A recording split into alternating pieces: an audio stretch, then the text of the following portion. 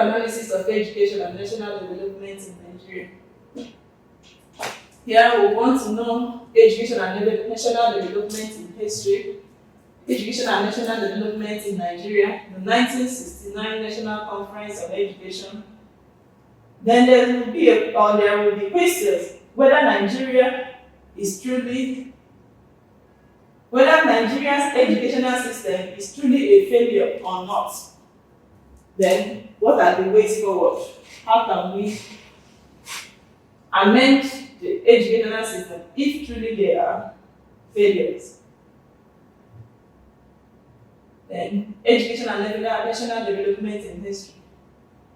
The important thing to note here is that the relationship between education and development cannot and can never be overemphasized. That means education has a lot to do with development. I remember there is this saying that you cannot develop beyond the level of education you have.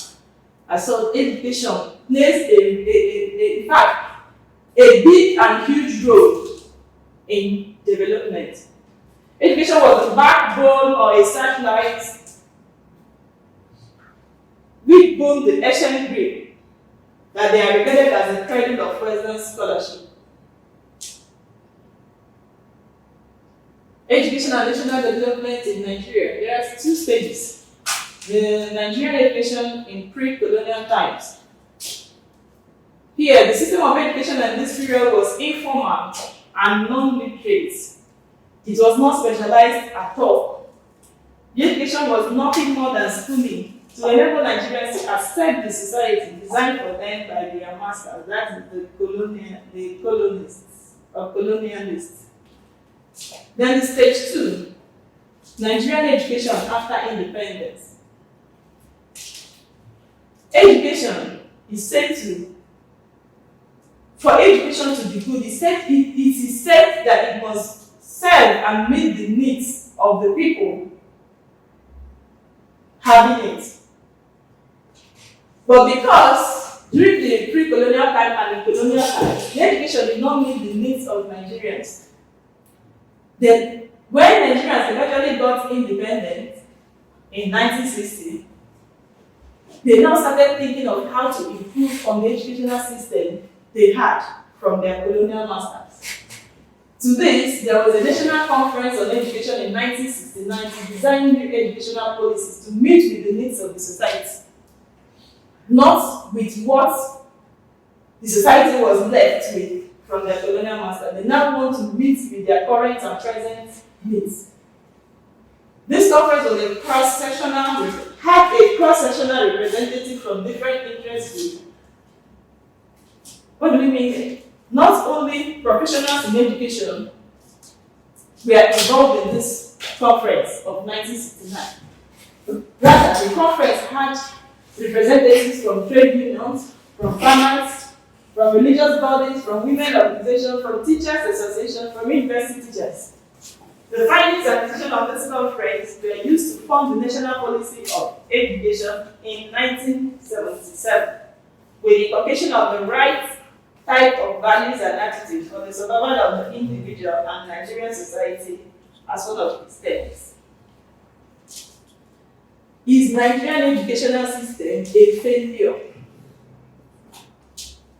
Now remember, the educational system we are looking at now is no longer that which we inherited from the colonial masters, but that which came as a result of the conference of 1969 and the policy of 1977. Is it a failure? In answering this, there are two groups, those in favor and those against. Some people, some scholars, are of the opinion that the Nigerian educational system is not a failure. And this is because they maintain that the introduction of the Universal Basic Education, UBE, in 1976 brought an increase in the number of pupils who enrolled into schools. What this means is that through that educational conference held, one of the resultant events was that they introduced in the policy the Universal Basic Education. And because of this new introduction, many pupils, younger ones, enrolled into schools, unlike what they experienced in the past. This one was now universal basic. As such, it was free. Because it was free, many people had to now enroll into schools. Again, this scholars claim that the adoption of the 6334 system of education in 1981 brought tremendous improvements in tertiary education. And because of this, the number of universities rose from 13 to 21.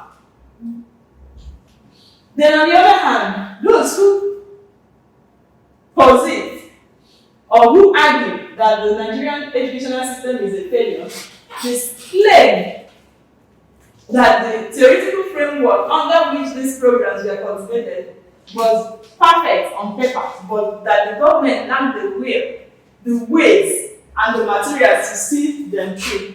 Because one, cultural conflict between the intellectual traditions and the African tradition. Again, that Nigerian factor has made the educational system of Nigeria to be a failure. Because those who established the Nigerian education facility did it for monetary purposes rather than in the interest of Nigerians. Otherwise, they were just mindful of the gain, the monetary gain, their profits, other than what Nigeria really needs and